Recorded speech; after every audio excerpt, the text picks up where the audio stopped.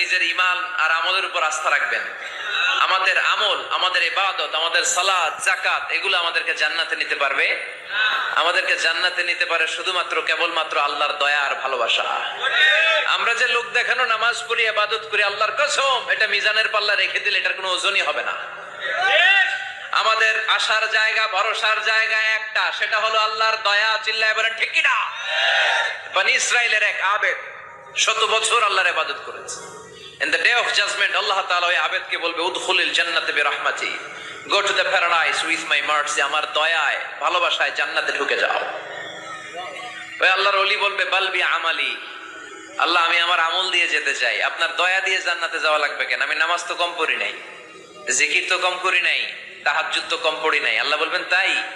এত তাহাজ্জুদ পড়েছিস, আমি যে চোখ দিয়েছি এই চোখের নেয়ামতের শুকরিয়াই তো তোর আদায় হয় না। এই